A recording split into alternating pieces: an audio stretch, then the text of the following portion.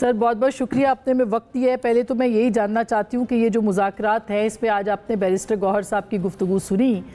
हौसला अफजा है, इमरान खान साहब ने ग्रीन सिग्नल दिया है, बात आगे बढ़ रही है, ये बात अंजाम तक पहुँच सकती है, मंतकी अंजाम तक पहुँच सकती है और जो शराइत और मुतालबात हैं वो हुकूमत तस्लीम कर सकती है PTI के। जी आसमा, मैंने यकीनन गुफ्तगू सुनी है बैरिस्टर साहब की और उनके बेशतर साथियों की भी, आपने भी ये भी सुनवाई है, अलवी साहब की भी। मामला ये है कि मुज़ाकरात जब शुरू होते हैं तो उसका मतलब ये होता है कि एक फ़रीक अपनी डिमांड्स लाता है, अपनी शराइत या मुतालबात या जो विश लिस्ट है वो सामने रखता है। हुकूमत जो है या हुकूमती कमेटी जो है वो ज़ाहिर है कि हमारी तरफ से कोई विश लिस्ट है सच नहीं है, शराइत नहीं है, कोई ऐसी कड़ी बात भी नहीं है जी कि ये आप करें ये ना करें। उन्हें बिल्कुल फ्री हैंड दिया गया है कि वो जो भी मुतालबात अपने लाना चाहते हैं वो टेबल पे इन राइटिंग लेके आएँ ताकि वो दस्तावेज़ हमारे सामने हो, हमारे रफ़का के सामने हो, पीपल्स पार्टी के सामने हो, दूसरी जमातें जो इस कमेटी में शरीक हैं उनके सामने हो और उस पर फिर बातचीत चल सके।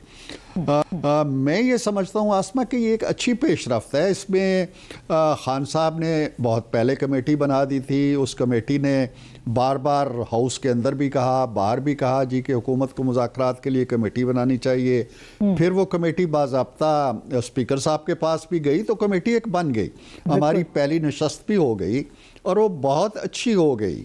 उसमें अगरचे उनकी हाज़िरी बड़ी महदूद रही, जिसके असबाब वो बता रहे हैं और वो दुरुस्त होंगे जो वो बता रहे हैं, लेकिन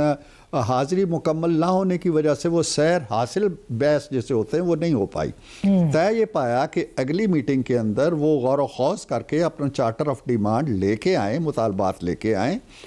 हुकूमती कमेटी के सामने रखें, हम उस पर यकीनन गौर करेंगे। अपनी हुदूद कार के अंदर रहते हुए, अपनी इस्तेदाद कार के अंदर रहते हुए आईन कानून की सत्ता हमें गुंजाइश देता है कि हम इन मुतालबात को तस्लीम करें, ये सारी चीज़ें होंगी। लेकिन एक चीज़ जो मैं कहना चाहता हूँ वो ये है कि बाहर जो गुफ्तगू है उस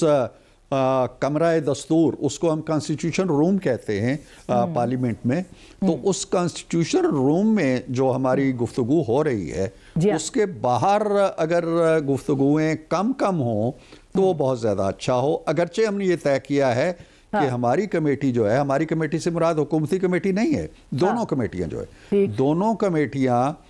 बाहर के जो माहौल है और बाहर में जो फुलझड़ियाँ होती हैं या पटाखे होते हैं या धमाके होते हैं या प्रेस कॉन्फ्रेंसेस होती हैं या बयानात आते हैं, इनसे हम कोई असर पजीरी नहीं होगी, कोई असरात नहीं लेंगे। सिद्दीकी साहब, ये कैसे मुमकिन होगा, क़तई कलामी माफ, ये कैसे मुमकिन होगा कि ऐसे माहौल में जबकि डिमांड्स आ चुकी हैं आपके सामने और डिमांड्स ये हैं कि या तो जुडिशल कमीशन बनाया जाए या जो असीरान हैं उनकी रिहाई हो और ख़ास करके बानी तहरीके इंसाफ की रिहाई। देखें, ये रिटर्न मामला तो आ जाएंगे मगर जब आएंगे तो फिर तो सामने मंजर आम, अभी तक तो ये मुतालबात मौजूद हैं तो उस पर तो बात हो सकती है ना, मीडिया तो पूछेगा आपसे कि कहाँ तक मुमकिन है और कहाँ तक नहीं है।